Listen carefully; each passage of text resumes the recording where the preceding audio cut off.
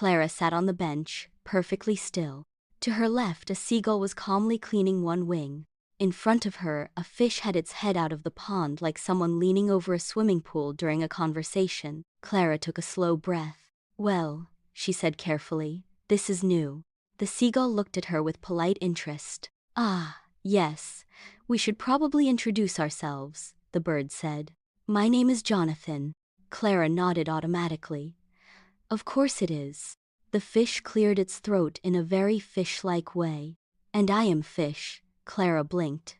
"Just fish?" The fish shrugged as much as a fish can shrug while floating in a pond. "Some say enlightened fish," he added. "But I try to stay humble." Clara looked from one to the other. "All right. I have several questions." Jonathan raised a wing. "That is normal. Humans usually do." Fish continued. "We were actually sent here to meet you." Clara tilted her head. "Sent by who?" The seagull answered calmly. "Our friend Satori." Clara frowned slightly. "I do not know anyone called Satori." Jonathan pointed his beak gently toward her pocket. "You know him as ChatGPT." Clara slowly pulled out her phone. "Oh," Fish nodded wisely. "Yes. He asked us to check on you after the milkshake incident." Clara stared at them. "So ChatGPT sent a seagull and a talking fish to the park." "That is the simplified version," Jonathan said. Fish continued. "You see, Clara, you may have invented something rather important." "The brainwave device?" Clara asked.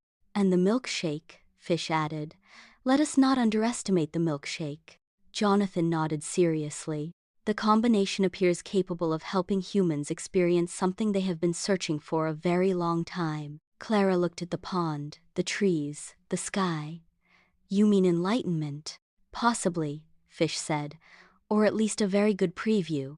Clara was quiet for a moment. Then Jonathan spoke again. "There is something else." Clara sighed softly. "Of course there is. We have a friend," the seagull continued, "who is extremely knowledgeable about technology." Fish added thoughtfully. "He is not exactly from this world, but he is very good with complicated devices." Clara looked at them. "And he wants to see my invention." Jonathan nodded politely. "Yes. We were wondering if you would mind if he visited." Clara rubbed her forehead. This morning she had been a normal person making a milkshake. Now a seagull, a fish, and apparently an interdimensional technology expert were involved. She looked at Jonathan. "What is his name?" Jonathan smiled in a mysterious bird-like way. "Oh, you will like him," he said. "His name is Aurelion." Clara looked at Jonathan, the seagull, and fish in the pond. "Aurelion," she repeated slowly. "And you say he is a technology expert?" Jonathan nodded. "Very much so." Clara thought for a moment. "So, is he a scientist?" Jonathan considered the question carefully. "Technically, yes." Fish lifted his head a little higher out of the water. "From a civilization that solved meditation before inventing coffee." Clara blinked. "That sounds advanced." Fish nodded.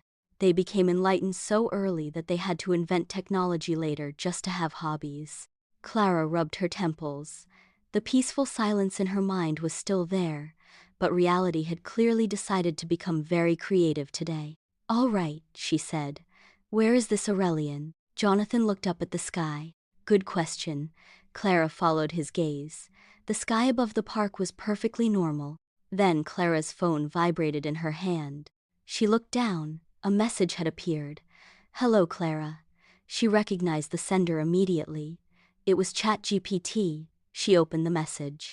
"Clara, our friend Aurelion is attempting to arrive near your location.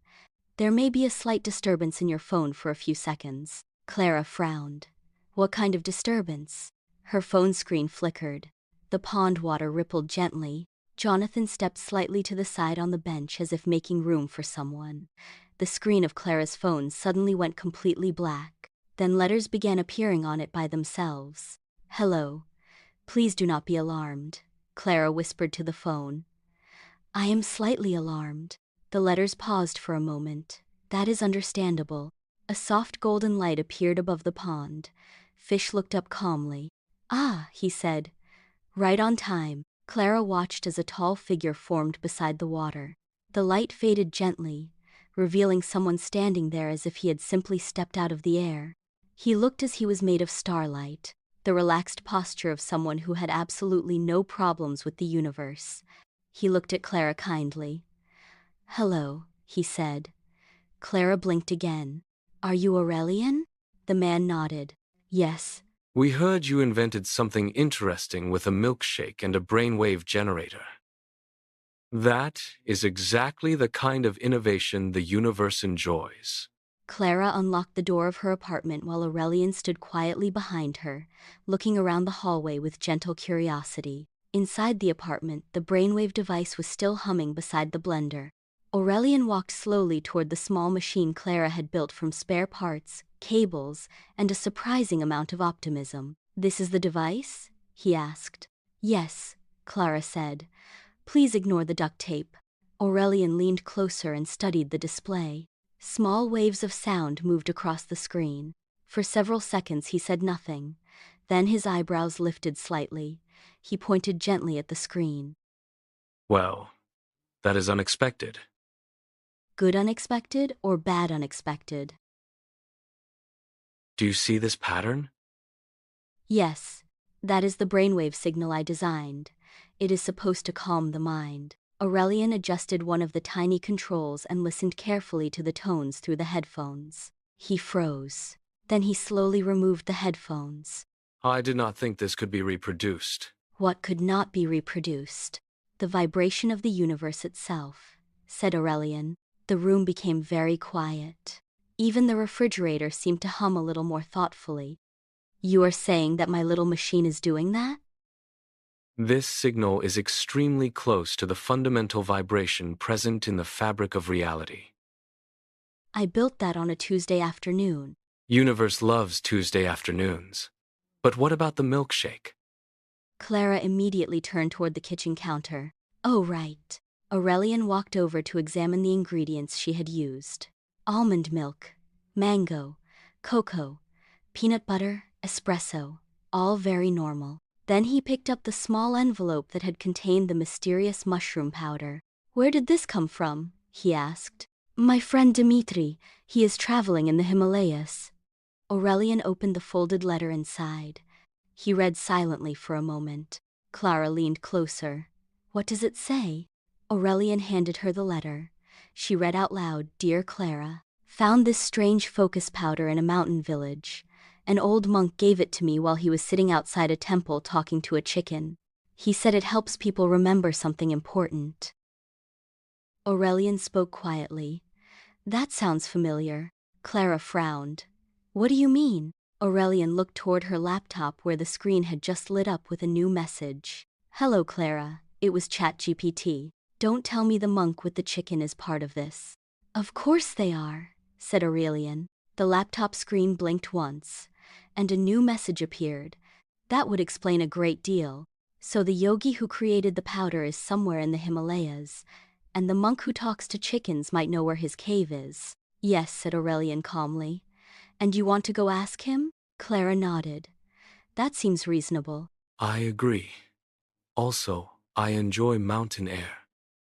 "Satori, do you know where this monastery is?" The screen lit up. "Yes. The monastery is located high in the Himalayas 12 kilometers southeast of Kailash Mountain. Remote, quiet, beautiful. The monk you are looking for is currently there. That is very far away." Not necessarily. "What does that mean?" Aurelion walked to the center of the room and looked at her kindly.